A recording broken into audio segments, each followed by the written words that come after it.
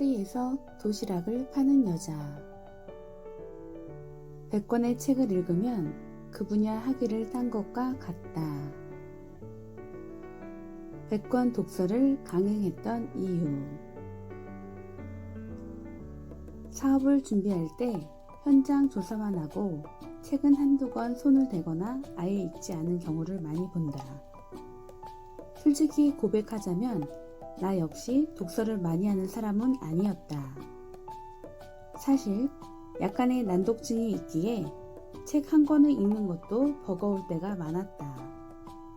그래서 첫 사업을 할 때에는 독서에 거의 시간을 쓰지 못했다. 그러나 철저한 실패 후 절대 다시 망하지 않기 위해 내가 할 수 있는 것을 다 해보고자 했고 그 중 하나가 독서였다.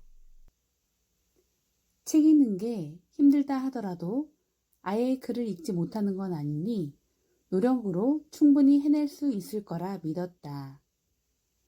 게다가 책에는 이미 나보다 먼저 수없이 많은 문제들을 해결해 나가며 성공한 사람들의 지혜가 녹아있다.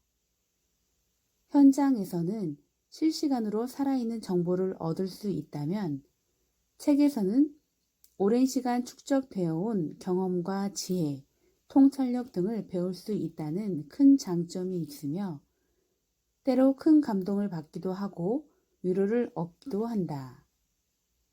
실제로 2년간 처절한 실패를 맛보고 다시 일어설 때 장사책, 경영책 등을 통해 나처럼 큰 실패를 겪고 다시 일어나 성공한 사례들을 접하면서 큰 힘을 얻었다. 그리고 그런 일들이 꼭 세상에 나한테만 일어나는 크나큰 비극만은 아니라는 데서 위로를 받기도 하였다. 나는 독서의 중요성을 강조하기 위해 자주 이렇게 말한다. 한 분야의 책 100권만 제대로 읽었다면 그 분야 학위를 딴 것과 같다. 이 말을 듣고 내게 되물은 사람도 있었다. 100권은 너무 많고 시간이 오래 걸리니 차라리 10권을 반복해서 읽는 게 낫지 않을까요? 이 또한 맞는 말이다. 좋은 책일수록 반복해서 읽고 곱씹으면서 더 많은 것을 얻기도 한다.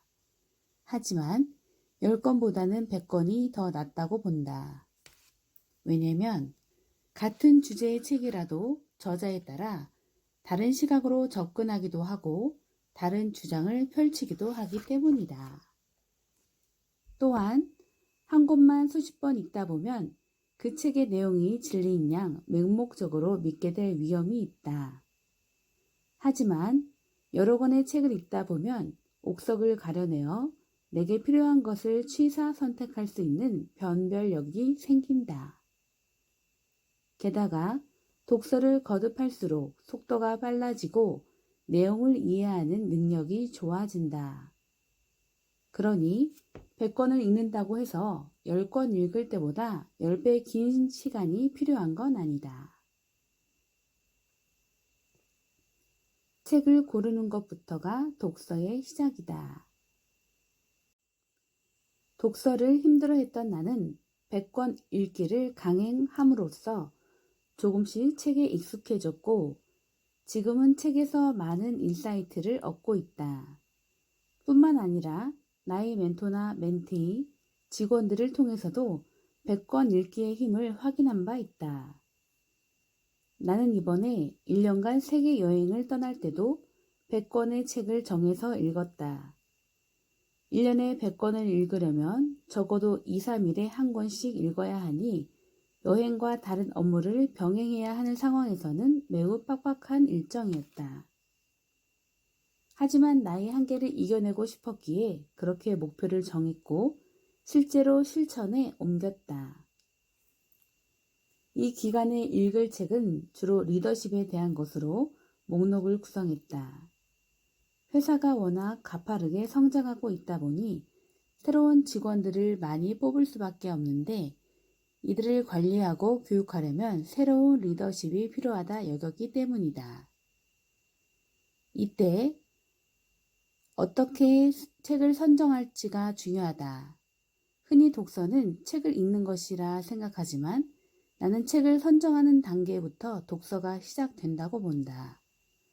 어떤 책을 선정하느냐에 따라 독서의 질이 완전히 달라지기 때문이다. 예전에 한국인들이 책을 고르는 기준에 대한 설문조사 결과를 본 적이 있는데 베스트셀러 목록에서 고른다는 답변이 압도적인 1위였다. 그런데 이렇게 책을 선택하는 데는 약간의 문제가 있다. 베스트셀러를 읽는 게 잘못되었다는 것은 아니다. 이 방법만으로는 놓치는 책이 너무나 많을 뿐만 아니라 지금 많이 팔리고 있다고 해서 꼭 나에게 도움이 되는 건 아니기 때문이다. 그래서 내가 선정하는 100권에는 현재 그 분야의 베스트셀러뿐 아니라 오랫동안 사랑을 받아온 스테디셀러도 포함된다. 또한 유명 작가의 책 중에 비교적 덜 알려진 것도 목록에 넣는다. 때로는 우연히 발견한 책들 중 관심이 가는 것을 리스트에 넣기도 한다. 하지만 이런 리스트를 혼자 일일이 찾기에는 시간이 너무 오래 걸린다. 그래서 나는 1차적으로 주변 사람들로부터 추천을 받는다.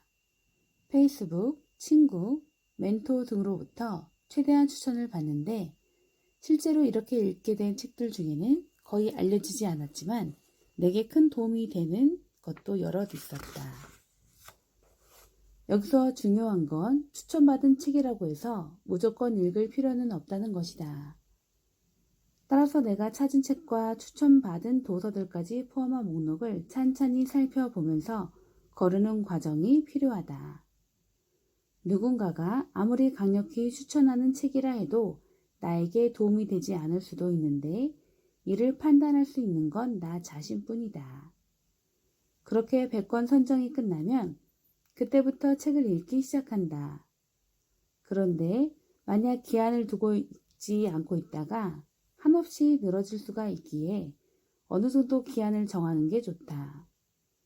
기한을 정했다면 한 권을 며칠에 걸쳐 읽어야 하는지를 대략 계산해 본 후 일정이 조금 여유 있을 때에는 분량이 많거나 내용이 어려운 책을 일정이 촉박할 때는 분량이 적고 편하게 읽을 수 있는 책 위주로 읽어 나가면 된다. 신중히 고르고 고른 100권이라면 한 사람이나 집단이 가진 노하우와 정수가 담겨 있을 수 있을 것이다. 물론 그런 책을 한번 읽었다고 완전히 내 것으로 만들었다고는 장담할 수는 없다.